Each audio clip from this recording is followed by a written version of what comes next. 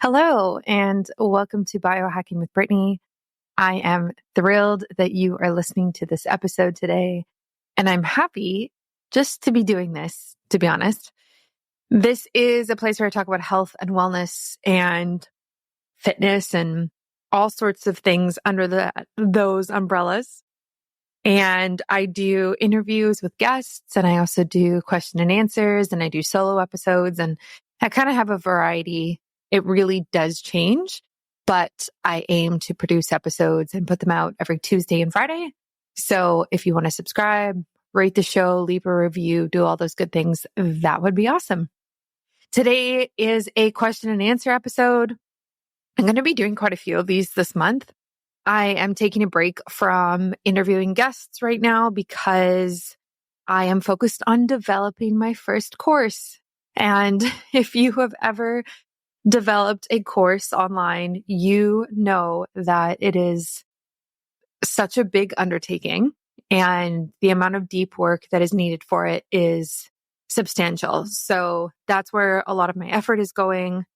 And I'm hoping to release it as soon as possible, probably in the next few weeks, hopefully, at least to everybody on the wait list and not publicly. So this is my baby steps preconception health course, how to optimize your health before getting pregnant for you and your partner.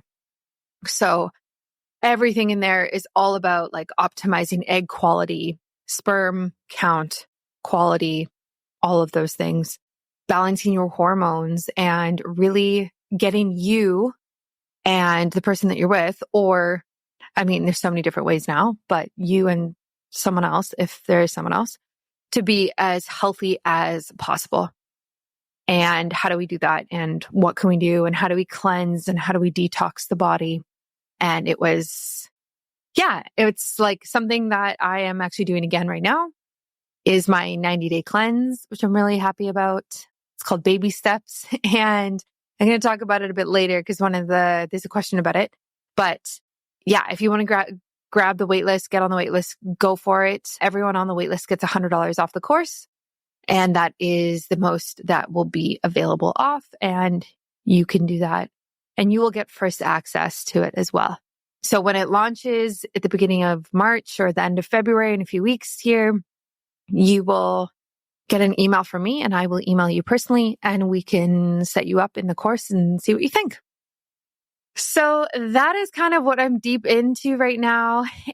And I am really excited about and happy that that's where my focus is. It's kind of like what happens when you run your own business is everything kind of ebbs and flows. And sometimes you do a lot of interviews. Sometimes you create a lot of content. And then sometimes you just need to do deep work to create an actual digital product itself. And that's where I'm at. Mind you, if you look at my calendar for March, I think I have like an interview every single day. And I only do one interview a day. I do not do more than that because it is such a labor of love. Energetically, honestly, that's the biggest part. It's not that it's super, super time consuming. It's just the energetics behind it is something that I can't really show up as good as I would like to or be 100% on it if I'm doing more than one a day. Maybe if I did two, but again, I don't want to be stressing myself out or anything like that. So I just do one a day right now. So for today's episode, we are diving into a bunch of questions that you have sent me. Some of you send me questions now through my contact form on my website. That's totally fine. I might create like a place where you can submit questions because I've seen other people do that. So maybe that's something that's like easier for you. I will think about that and think about incorporating that. And a lot of you send me messages on Instagram about, questions. So that's great as well. So I'm like totally open to how you want to do it. I don't really care. Send me your health questions and I'm here to help you. Okay. Before we dive in, a shout out to Leela Quantum Tech. And I am going to be actually talking about them later on. They create EMF blocking products for your home, for your traveling, for your car. So essentially what it is they talk about quantum energy and the products they create have a certain quantum energy frequency with them. And this helps to neutralize any of the EMF that is surrounding them. So I find this very fascinating and I have this in my own home. I am very interested in this idea of neutralizing harmful frequencies around me and doing what I can. Now, they have a ton of research behind their products. They are growing like crazy. They are a European company. I've known about them for a few years. And I'm just really excited to see them blowing up in Canada and in the States now, more recently. So if you're somebody who cares a lot about EMF or you're thinking about it and it's on your radar lately, I would really look into this. I find that their products kind of give me a peace of mind that I don't necessarily have with other products. So I have their Infinity Bloc in my bedroom, right beside my bed. I have one in my office. And then I have their H.E.A.L capsules, which I travel with on airplanes or wherever I'm going or in the car, anything like that. I think there's something to be said about frequency and EMF. I don't think we know everything. I think the technological boom that we've seen in the last 20 years is substantial and is exponential. So that means that it's not going to grow at the same rate year after year when something is exponential, right? It kind of doubles instead. So that's why there's just such a tech boom since basically the 90s or even longer than that.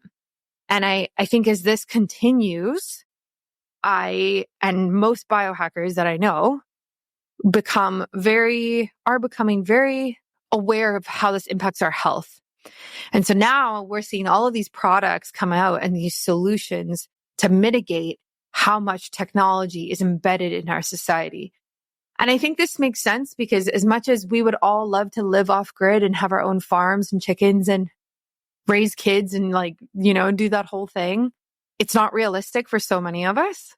So we kind of need these strategies to come in and support us in modern society. So I'm kind of here for it. I get it. I think it's smart. I think that's only growing and I love what they are doing. Okay. I will link that in the show notes and on my website. If you want to check out Leela Quantum Tech, you can use my discount code. I think there's a discount code, or just use my affiliate link and you will get a discount through that link. Okay. Let's dive into today's episode.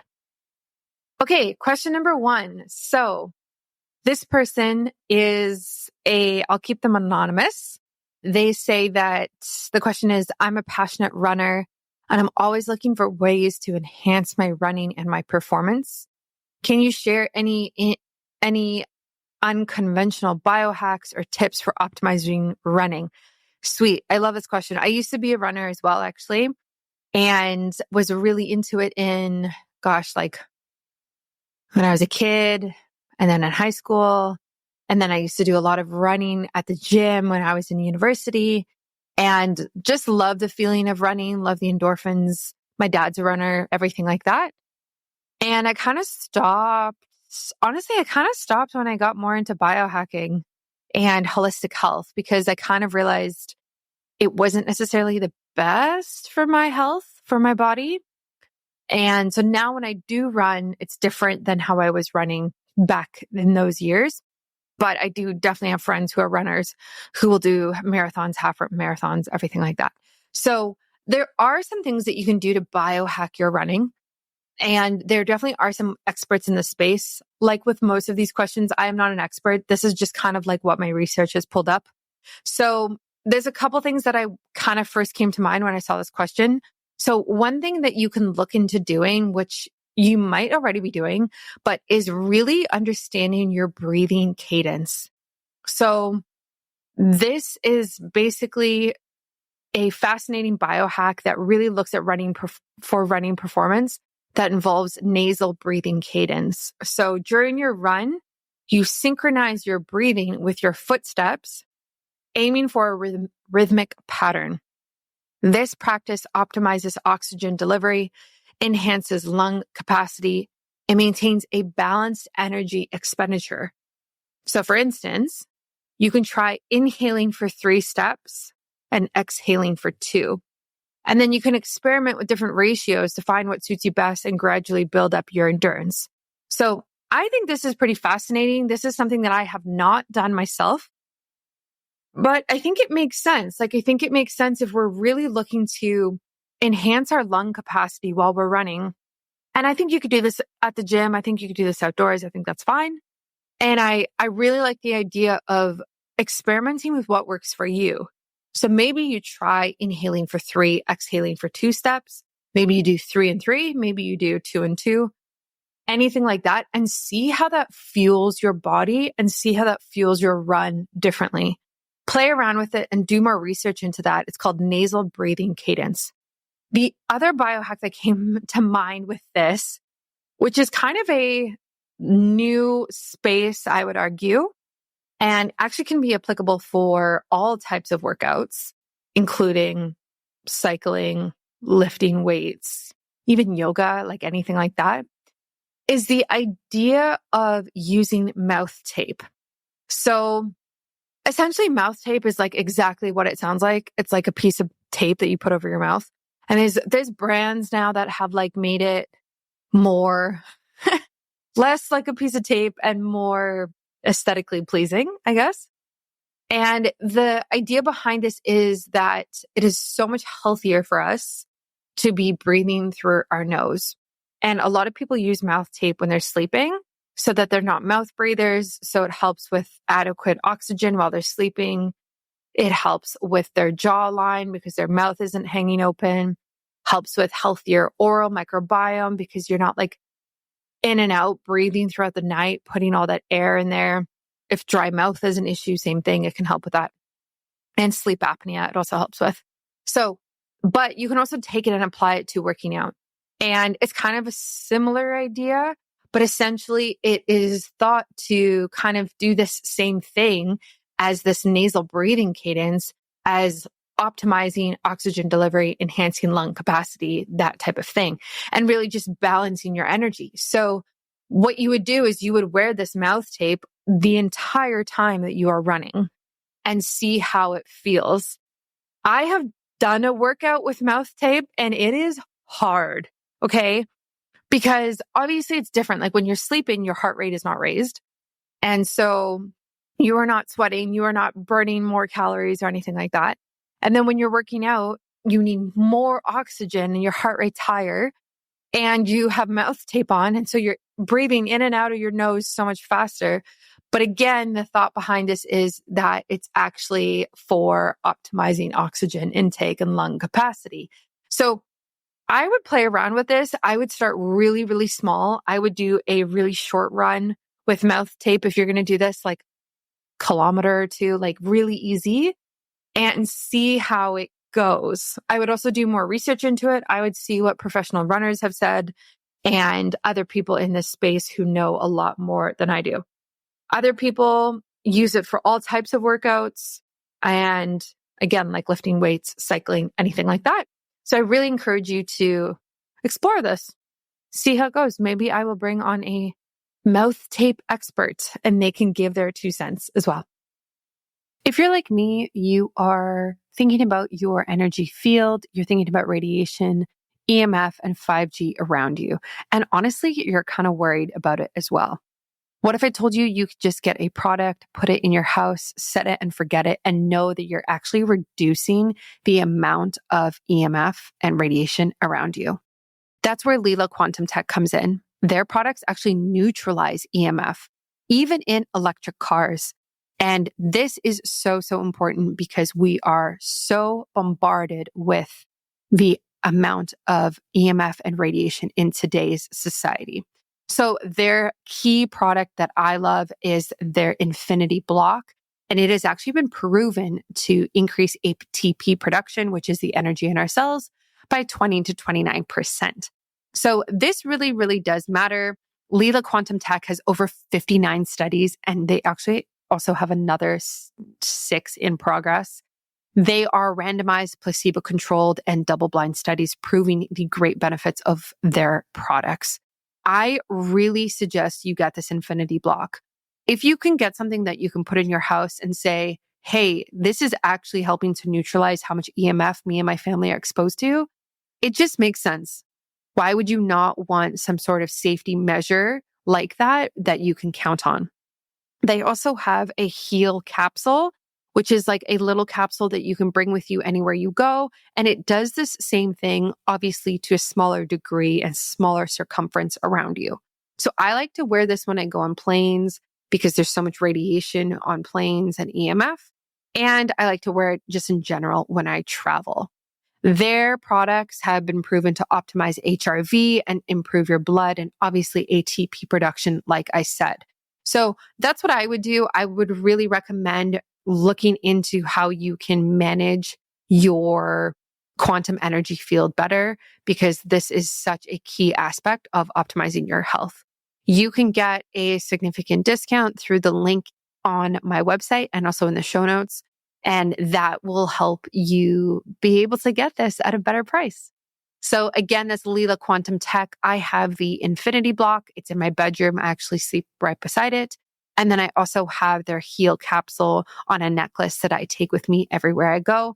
And these are the two that I would recommend. I think this is a great starting pack for you and provides substantial coverage in order to neutralize the EMF that's around you and optimize your health. Okay, next question.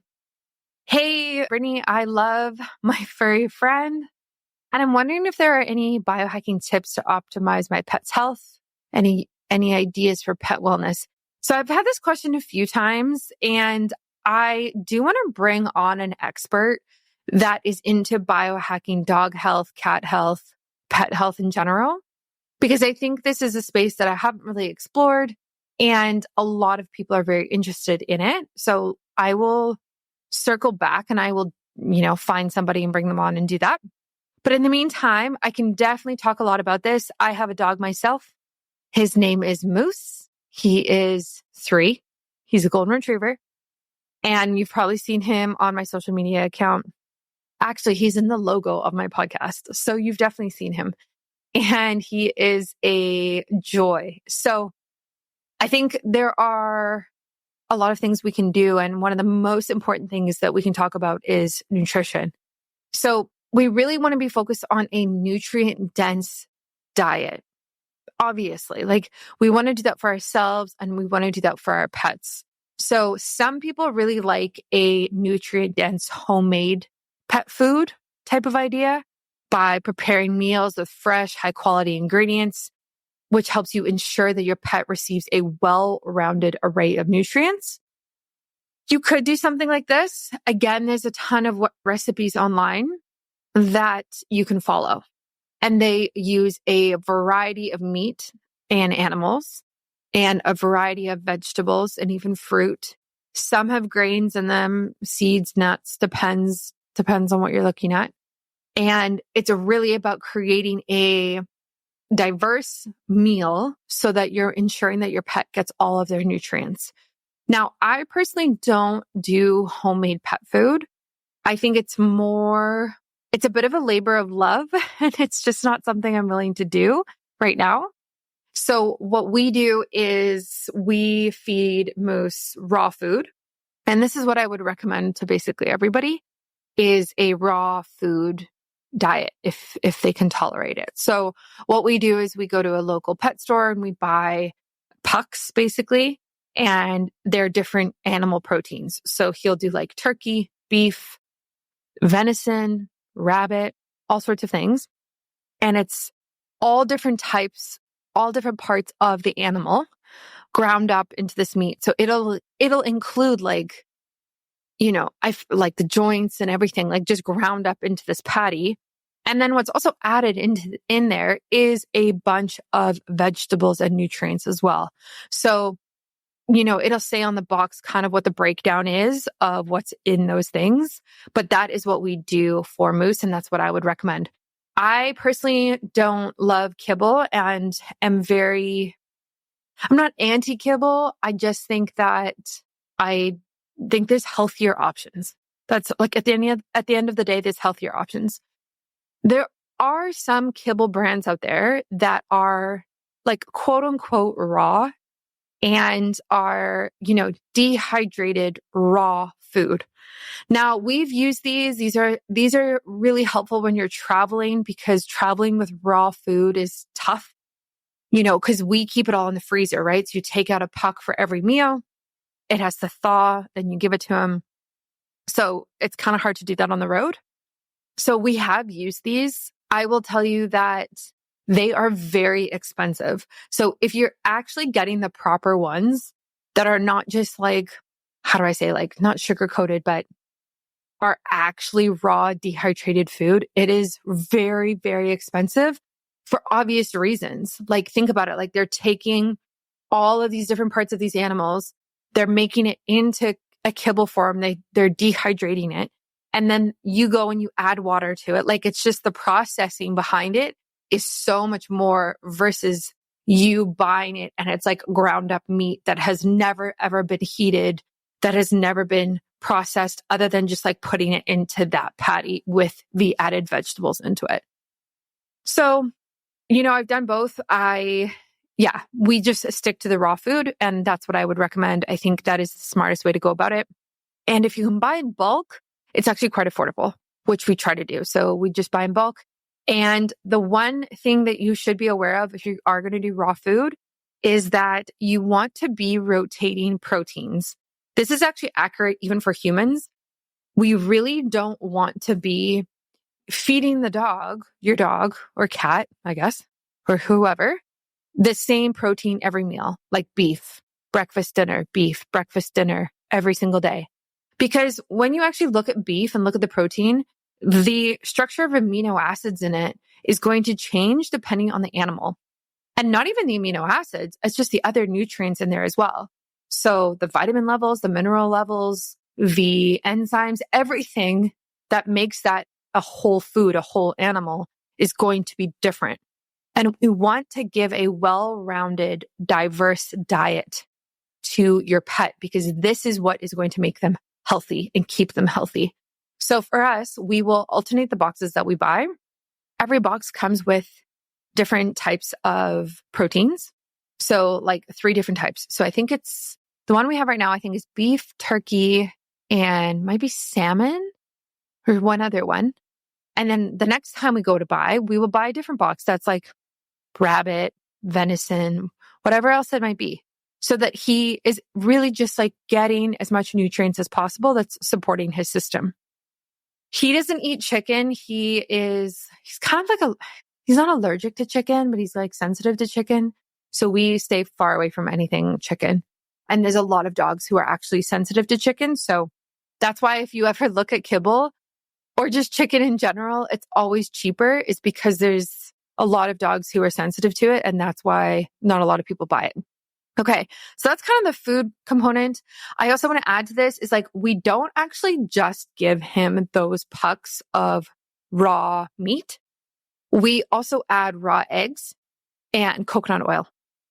I think sometimes we add veggies from the fridge. Like if like this carrot's going bad or something like that, like we'll clean them, chop them up, or broccoli or anything like that. Like sometimes an apple, like it's very much food that I would eat myself. But most of the time we add 1 egg, raw egg, and a tablespoon of coconut oil. So the tablespoon of coconut oil is filled with healthy fat, which is great for his joints, his skin, and his fur and his coat. Also great for brain health, great for his hormones, everything like that. And kind of same with the egg. It actually has very similar benefits, but also eggs in general are just very, very nutrient dense. They have a ton of great vitamins and minerals in there. And so we give him a lot of raw eggs and he loves eggs. So it kind of just helps with, overall vitality. There are some supplements that you can give your dog. We were doing omega-3 for a while. So fish oil for omega-3 fatty acids can be great. Same benefits there would be like glossy coat, improved joint health, overall vitality. And you can get those from Amazon. You can get it from your pet, like your vet, that type of thing. We were doing that for a while. I would do it again. I would do the omegas again, I think. And I think that's about it that we have given him supplement wise. I mean, there are some like detoxing ones. Some people give their dogs and like pets peptides. I haven't done peptides. I think there's You can do like a probiotic, which can be really great. And yeah, that's basically it. What we did do and what we will do actually starting soon, I need to make a note of this, is that we were preventing ticks this past summer through using Neem. So Neem is a plant. And basically what it does is when it's in the system of an animal, if there is a tick that tries to attach onto the coat or onto the skin, the Neem, I guess, in the bloodstream makes it very undesirable for the tick, and the tick won't attach. So it's a very proactive preventative measure. And that's what we did all summer last year, because Moose got a tick and I freaked out and I was like, oh my gosh, because obviously ticks carry Lyme disease. So we had to be very conscious of that. And then I looked into, okay, what can we do? I didn't want to put him on medication. And then I looked into Neem. And I will actually link it in the show notes for you. Is we bought this Neem that we used I think it was like a tablespoon for every meal. And we added it to his bowl, and it's like a green powder. And he just had that all summer, breakfast and dinner. And there were no other ticks. There were no other issues whatsoever. And I would really, really recommend that for you as a way to prevent ticks. And depending on where you live, I would start earlier. So this year we will definitely be starting earlier. I'll probably start in April, probably do April to September type of vibe, maybe October. I don't think you have to use it all year. But again, it depends where you live, depends what your pet is exposed to.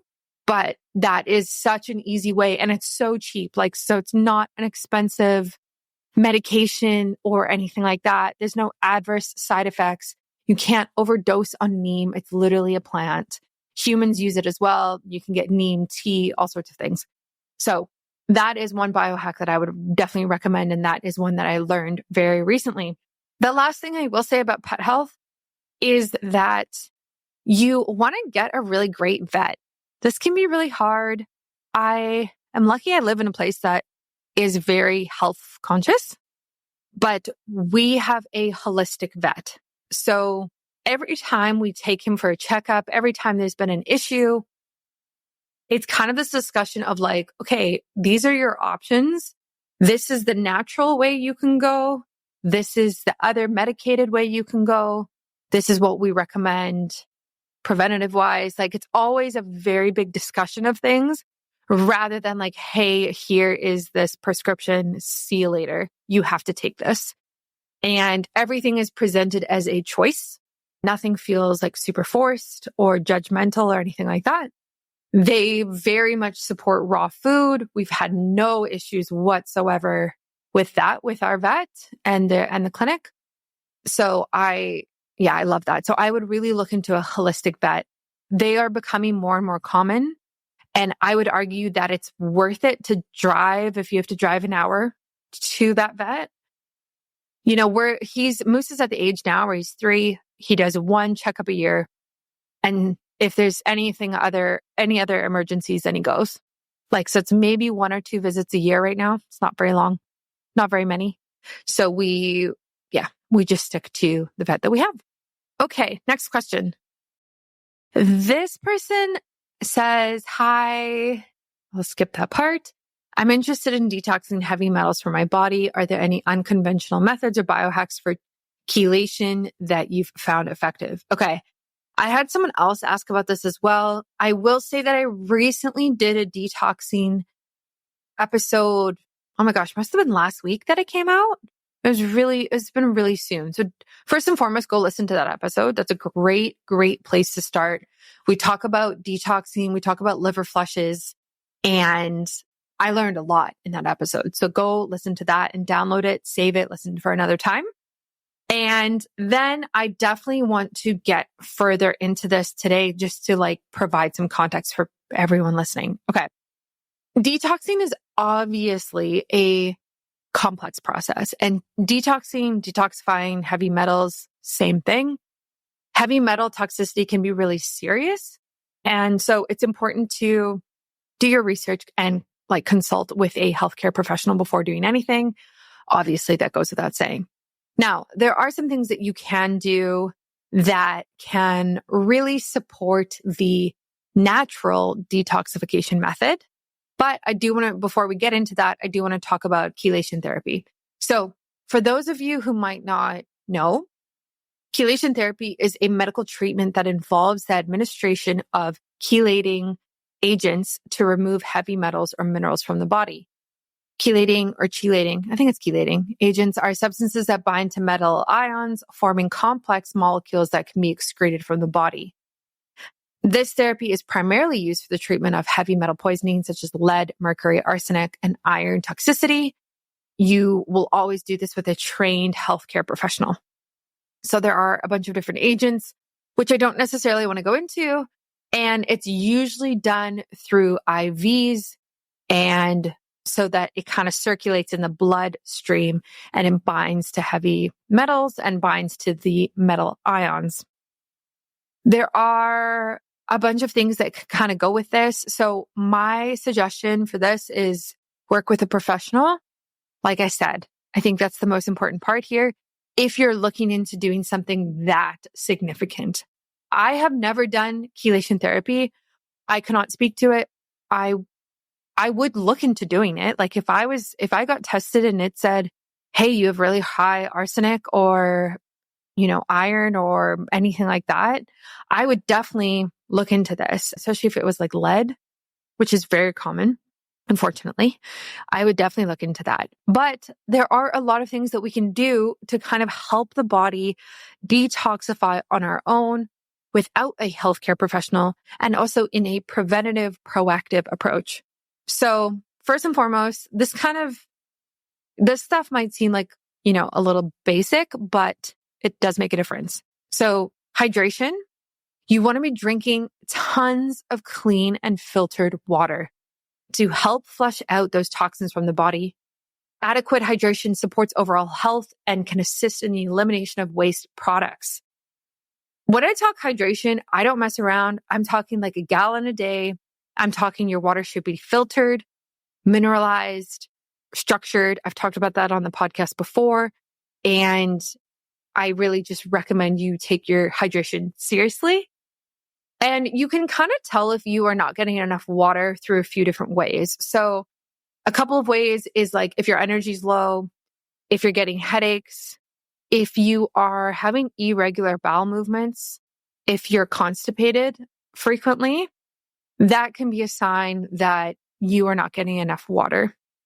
I think if you are somebody who is drinking a gallon of water a day, I think it would be very difficult to be constipated, because that is just seriously helping assist in the elimination of waste products.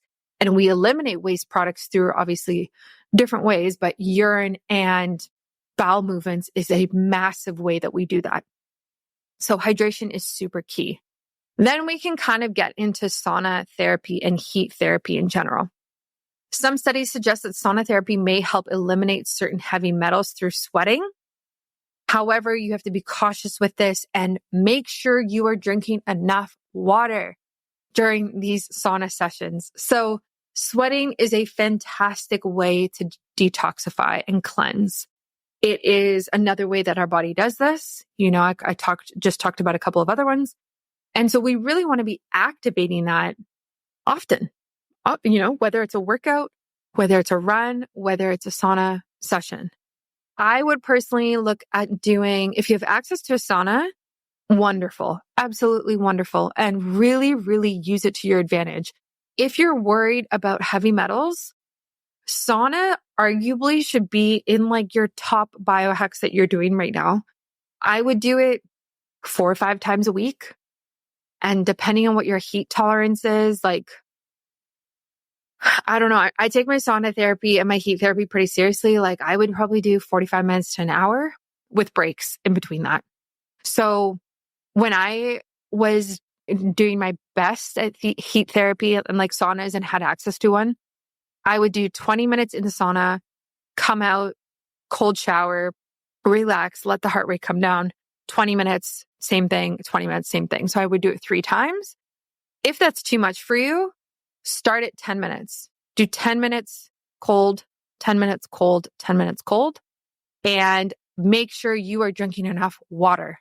A very good rule of thumb in general, even if you weren't concerned about heavy metals or detoxing, is that for every hour of exercise or sweating that you do, you need to drink an additional 1 liter of water.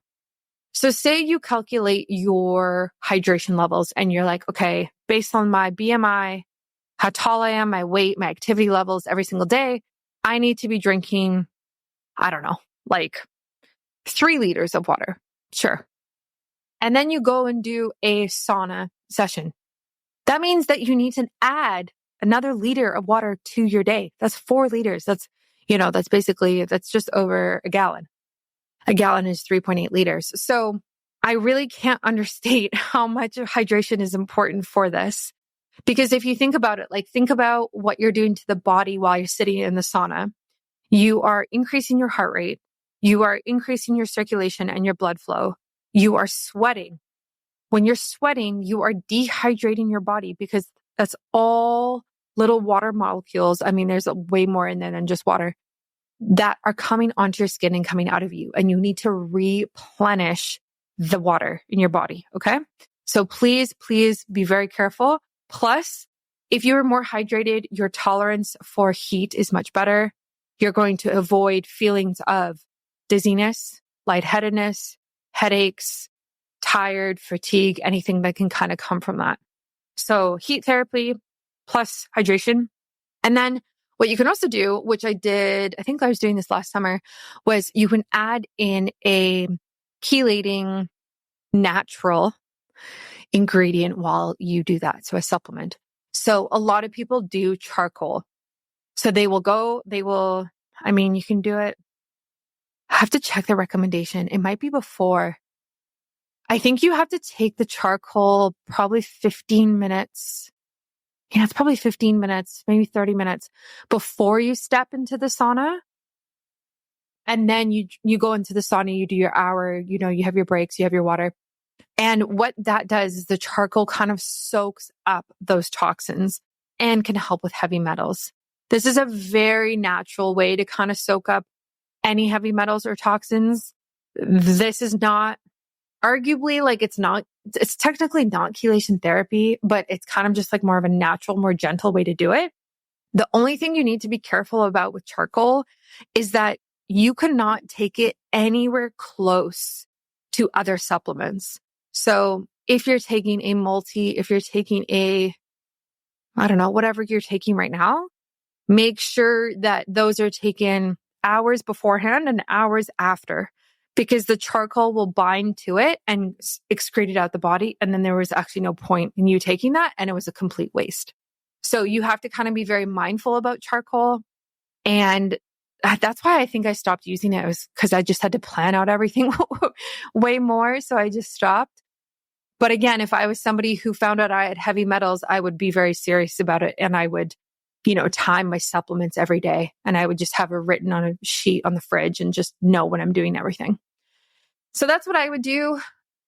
Yeah, I think that's a very powerful practice.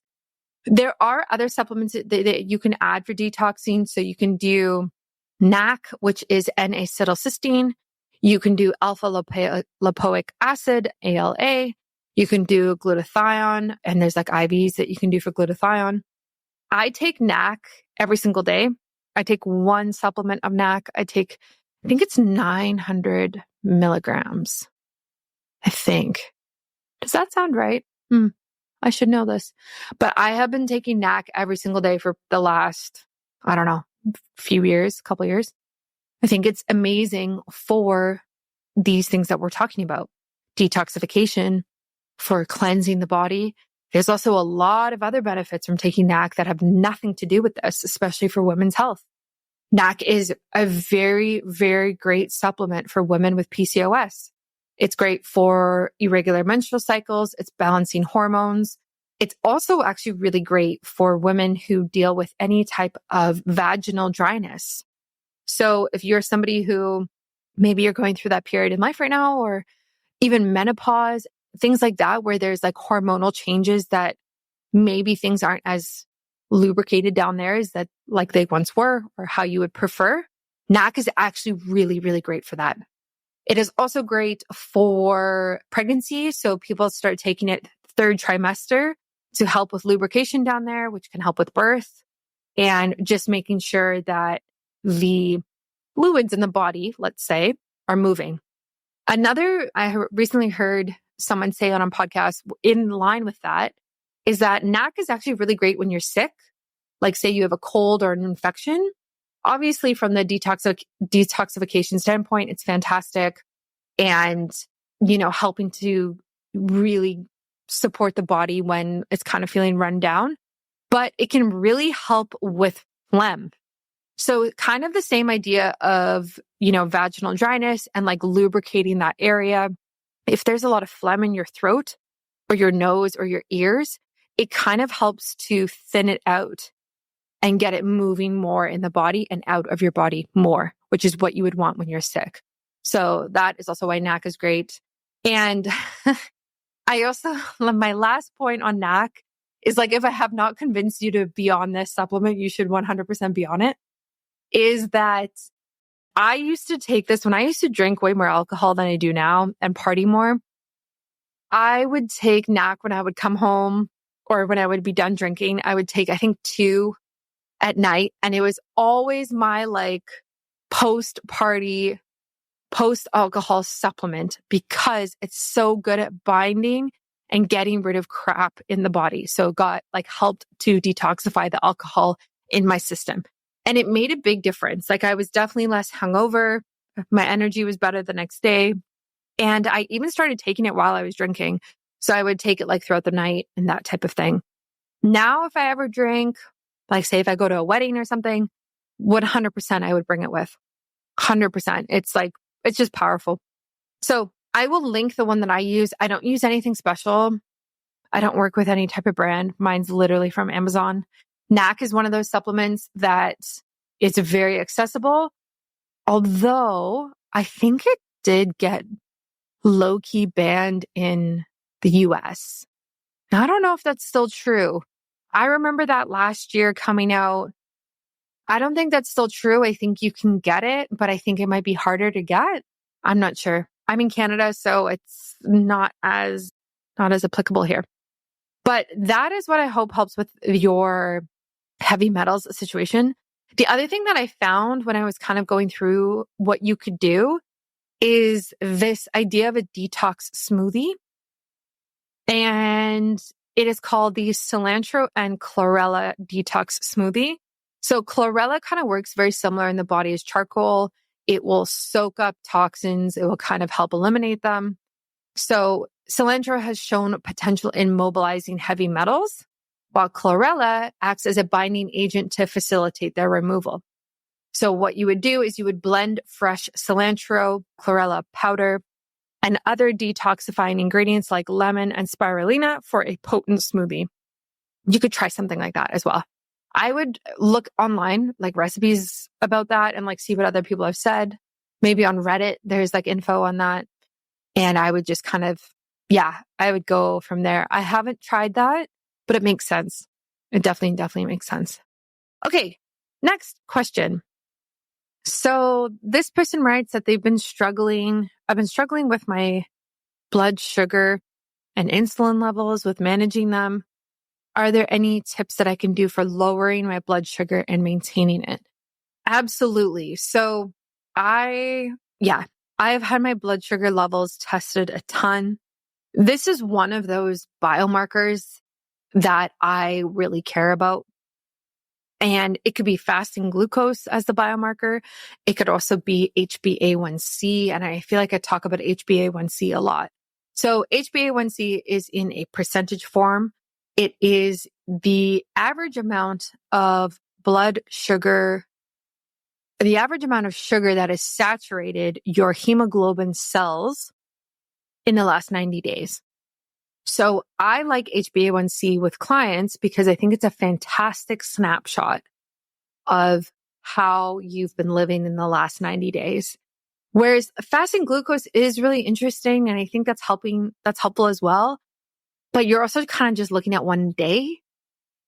Whereas like HbA1c is like, okay, this is how you've been living for the last 90 days. Okay, let's retest you in another 90 days. And what can we do between now and then? So there's a lot you can do about blood sugar. I could talk about this for a whole podcast. I care a lot about this. Why do I care a lot about it? That's a really good question. I think that when I was studying nutrition, when I've been teaching myself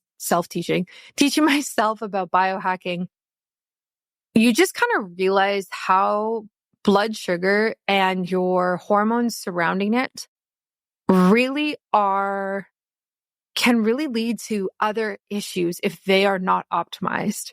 So if you're having other hormonal concerns and imbalances, say with your sex hormones, whether you're male or female, you really do actually want to start with looking at your blood sugar levels, looking at your fasting glucose, looking at your HbA1c and your insulin. Because a lot of the time, irregularities in those can actually trigger irregularities in your sex hormones. So I just think there's a cascade that happens there that a lot of people might overlook. And I think it's really important. I also think that in today's society, it is very easy to have crappy blood sugar. Like it's very, very easy because we move less. We eat worse food. Our food is worse quality. We're not sleeping. We're on technology way too much. Like everything about, Western society at this point, not everything, but a lot of things is really not about optimizing your health, and it's not about optimizing your blood sugar balance. So I think it's a very, very important thing to focus on. And I think there's a lot you can do. So here's where I would start. If you have been tested and your biomarkers come back, the ones that I've mentioned that aren't great, that's a great place though to start, because now you have the data and the information. If you're somebody who thinks they might have, misbalanced or low or high blood sugar, or you're unsure, I would get tested. Get tested. This is one of those things that you can't mess around. You can't just go off of intuition. Please go get tested. You can get tested through your doctor so that it's paid for by your health insurance. You can get tested privately through someone like Inside Tracker, who I've been tested with a bunch of times. I've also been tested with my doctor. So there's a bunch of ways that you can go about doing this. Please get your numbers so that you know what you're working with. Okay. If we're going to talk about HbA1c, which is hemoglobin A1c, you really want your percentage to be under 5.6%. Now, that's a little generous if we're talking biohacker terms here.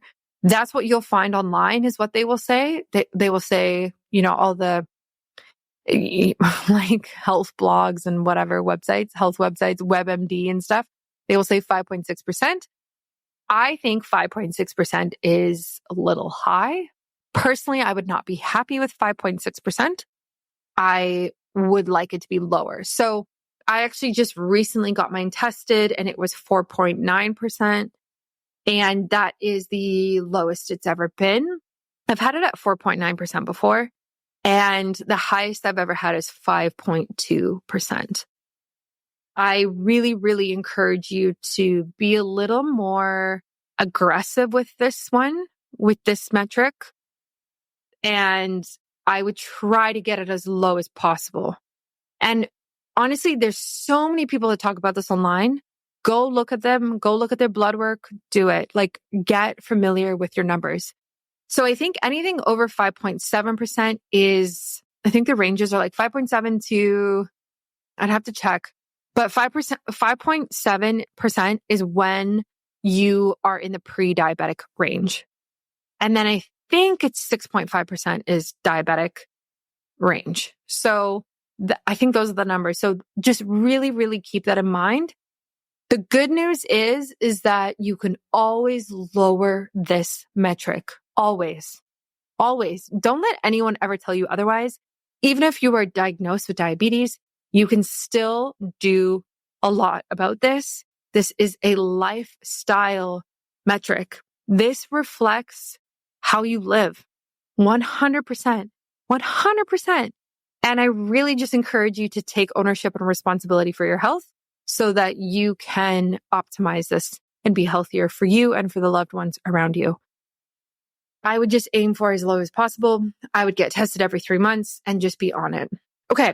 Now that I've gone over the numbers, what can you actually do? So a couple of key things that we want to start with when we talk about blood sugar is we want to look at your nutrition. Now, I'm not going to say, be paleo, be vegan, do all these things.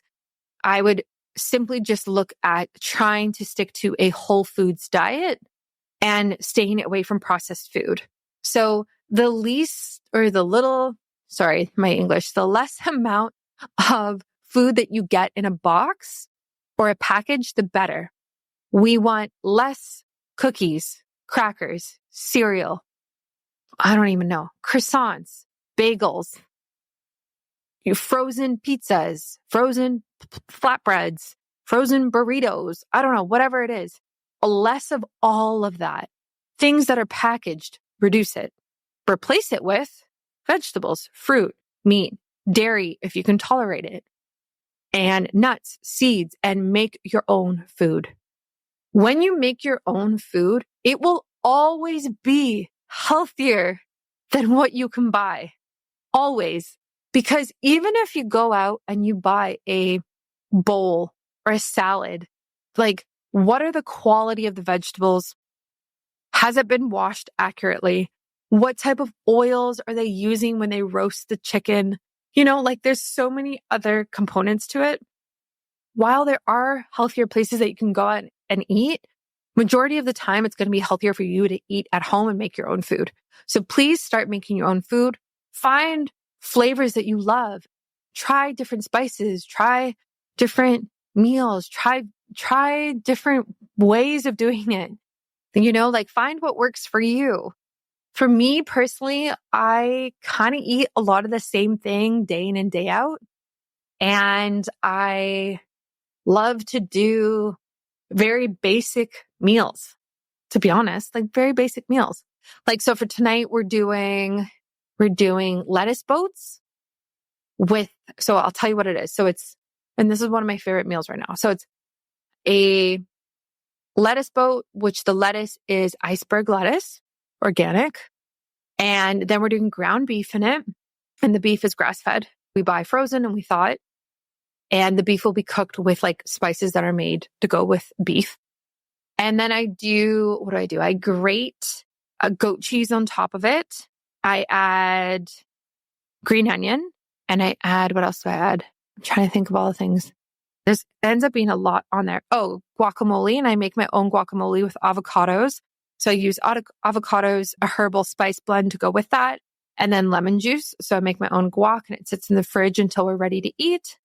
And then I will add goat yogurt instead of sour cream. I think that's everything that's in it. There might be something I'm missing, but that's kind of what it is. So if you look at that meal, it's not very processed at all. Arguably, the only processed things are the cheese and the goat yogurt. So really try to eat as much whole foods and natural foods as possible, because this is really going to help your blood sugar levels. It's not going to spike the sugar, level as much. You're not going to feel as quick energy rush from it and then crash within an hour. And yeah, that's just so important. The other thing you can do we're just talking about meals in general, is you can balance that meal with adequate protein and fat.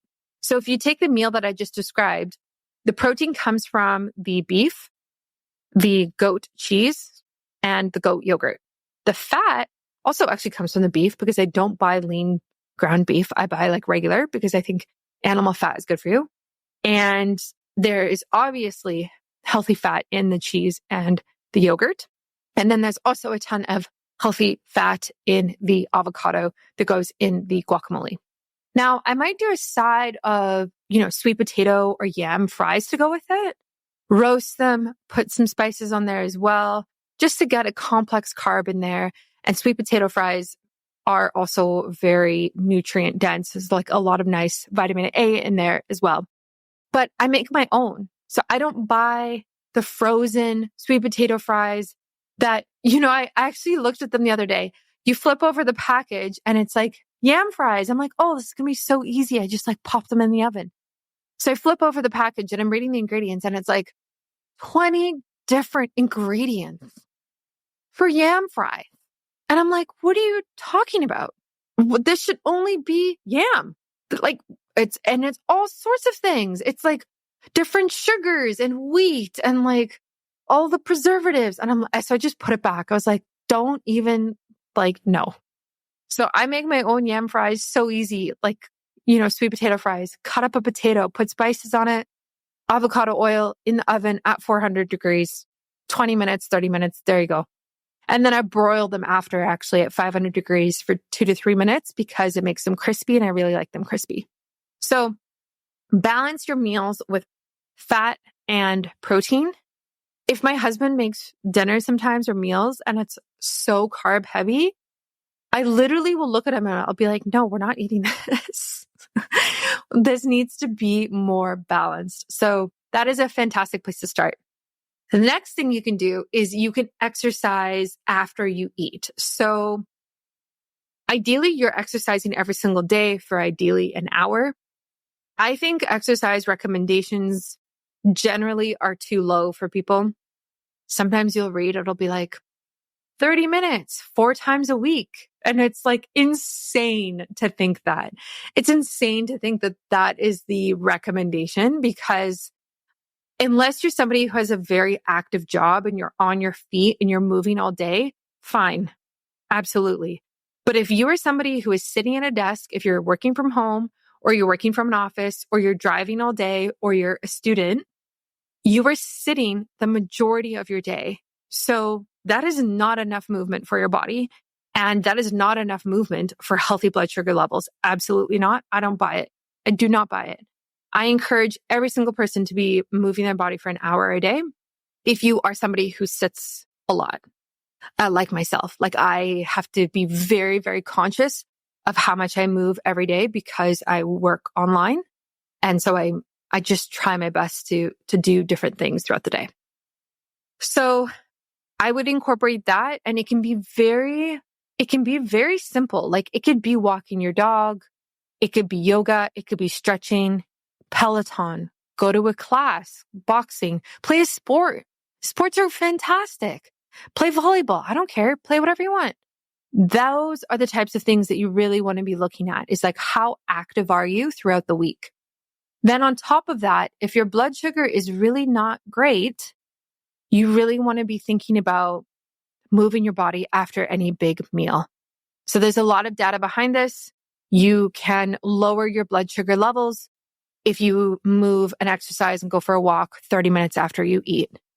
And you can tell this, like I've been able to do this. Like if you sit down and have ice cream and then you like feel the energy rush and you're excited and you're like, oh yeah, I just had ice cream. This is great. And then you crash within like 30, 45 minutes and you're like tired and you're foggy and you're irritable compared to say you walk to the ice cream store, you buy the ice cream, you eat the ice cream, and then you walk home and the walk home is 30 minutes. Now you have lowered your blood sugar level and which means that the curve of it from that peak is actually lowered and longer. So the energy lasts longer, but it's not as intense. So maybe you're energized now from that for 2 hours and you're not as hyper, but it's longer and then it curves off. So it's much healthier. So I always encourage people to move their bodies after big meals. That's why I love when I see people doing like Thanksgiving dinners and then, or like lunch, and then they go for like a walk after. Seems to be like a Canadian thing, but you know, an autumn walk type of thing. I think that's smart because you just ate that massive Thanksgiving meal and now you need to help the digestion. And also it's just great for your blood sugar. So please try to incorporate some exercise. Doesn't have to be long. Like even a walk around the block is going to do more for you than just sitting there. Or you could just get up and do all the dishes and clean. Clean your house, because cleaning housework is a workout. For sure it is. You know how I know it is because my Aura Ring always detects when I'm cleaning. At the end of the day, when I look at my Aura Ring scores, because you have to like classify your workouts, it'll say like housework 220 to 235. And it'll be like, and I was like, yep, I was vacuuming during that time. Yeah, you're correct. Right. So it always detects it. And so that's because your heart rate is higher. So I would count that as well. So to review so far, you can add fat and protein to your meals, balance your meals, eat whole foods, stay away from processed foods, and exercise more throughout the week. And then also try to add little bouts of exercise after large meals, I think will make a big difference. The last thing that I want to add to this is that you can use some ingredients. The last thing I want to add to this is that you can add a couple of ingredients into your daily routine that can help with healthy blood sugar levels. So a big one is cinnamon.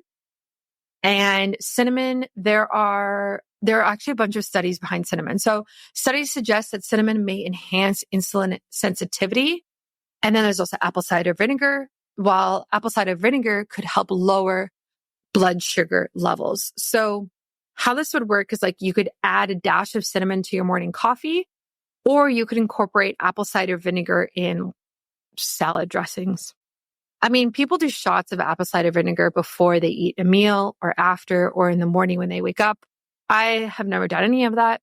There's also digestive benefits from it. Again, I have not done any of that. You could look into that. There's a bunch of people who talk about that online. Cinnamon, I think, is really, really smart. So my husband actually always adds cinnamon to his coffee. He just loves it. And there's a bunch of easy ways to do this. So you can actually add it right to the coffee machine. So depending on the type of coffee machine you have, you can just take the cinnamon and pour it right where the beans are, or the ground beans, and then it just brews the cinnamon right into the coffee. What he does as well is like anytime we go to somewhere like Starbucks or a cafe, he will get an Americano and add cinnamon on top. And arguably, like most cafes have cinnamon. So that one's kind of easy. So I would look into that. I think those are a couple of ingredients that can kind of help maintain your blood sugar as well. But I will say that adding cinnamon to your coffee is not going to lower your blood sugar unless you do everything else. It will help, but it's not going to take you from a 5.6 percentage to a 5.0 for your HbA1c. Like it's just simply not going to do that. It's not a quick fix, right? Like blood sugar levels are not a quick fix. It is a reflection of your lifestyle and your diet. So you really need to optimize those. And then you can add in ingredients on top of that. You can also do apple cider vinegar supplements or cinnamon supplements. Actually, I don't know if I've ever seen a cinnamon supplement on its own. It's usually got other herbs in there and plants in there as well. But that could be something that you could also look into. Okay, last question.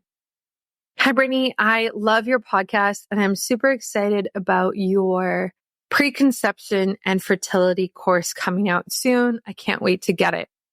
I am very much interested in this area. This is kind of where I am in my life right now, but my husband is not necessarily interested in doing a cleanse or being on board with this. What are your recommendations? How can I help him become healthier before we get pregnant? Okay. This is a beautiful question, and it's something that I think a lot of us can relate to, whether it is with the goal of getting pregnant or not. I think when we're biohackers, there is a high chance that anybody that we're with, boyfriend, girlfriend, partner, whatever, there's a very high chance that they might not be as dedicated or into it or intense or motivated as we are. I have personally experienced this, and I have tried and failed many times with this one, not just with my partner, but with my family members as well. And I've learned a lot.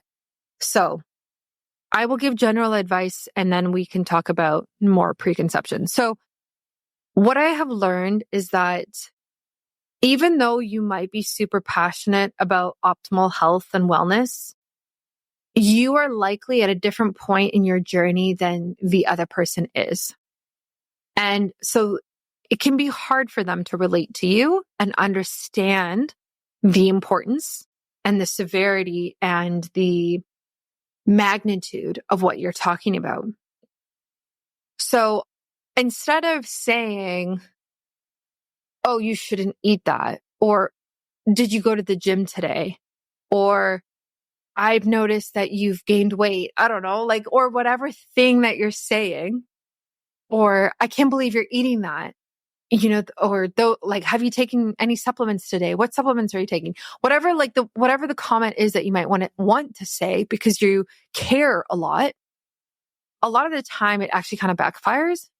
So what I have learned is rather than saying something, I typically don't say anything at all. So I have definitely moved away from a place of unsolicited advice after I saw how unsuccessful it could be and how much it can backfire. I don't find it helpful for me or the person to be giving that advice anymore. And so I simply don't. And what I have found to be the most impactful and the most successful is to be an example through my actions. When you do this over time, the people around you who you love and who you care about will ask you questions.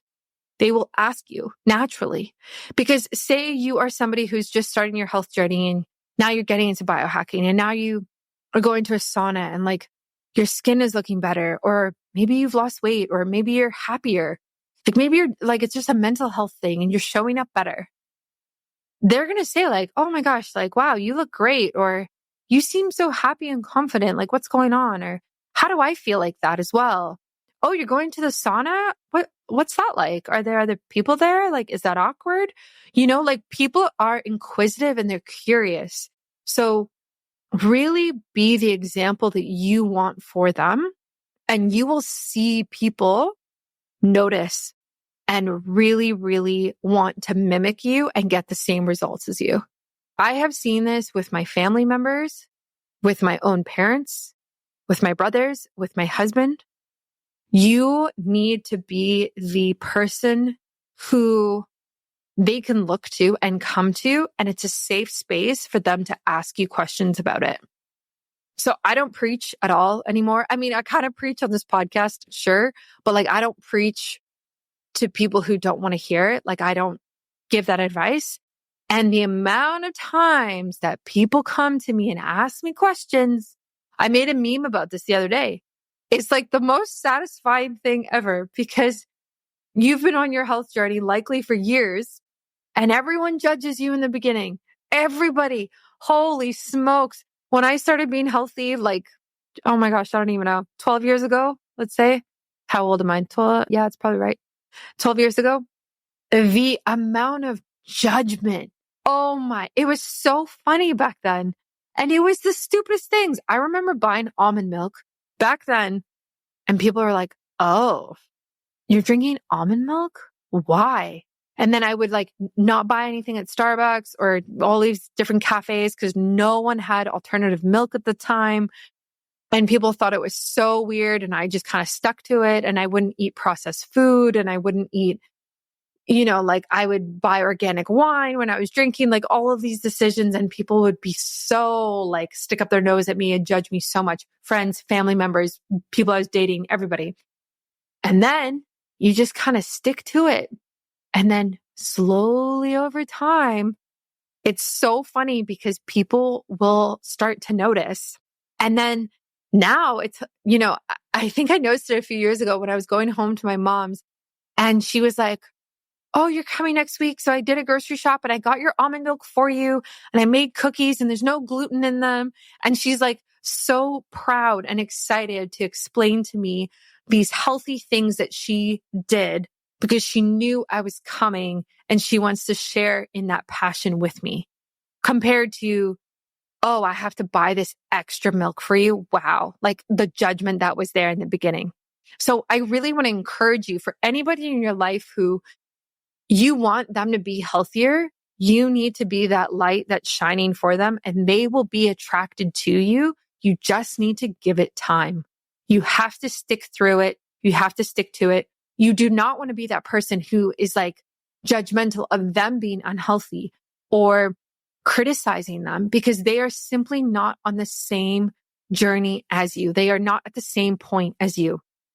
Now, that being said, there are other things you can do other than being an example.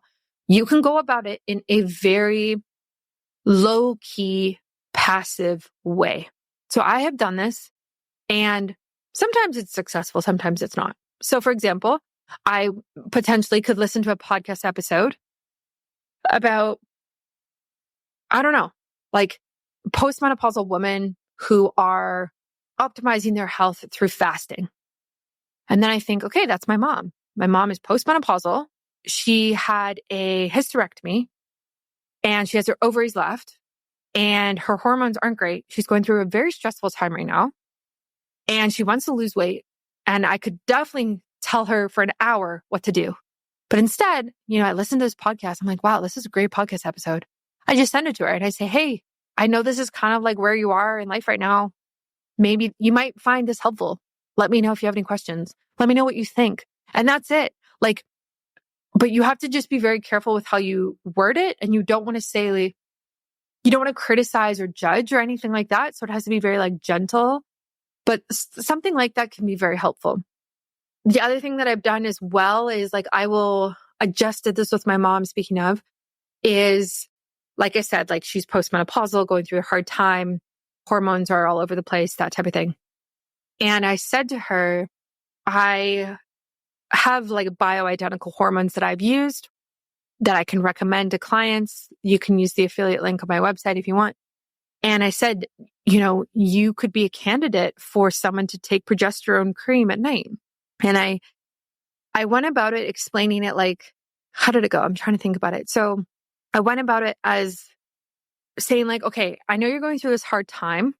So yes, you can read these self-help books and yes, you can go to therapy, but likely your hormones are imbalanced.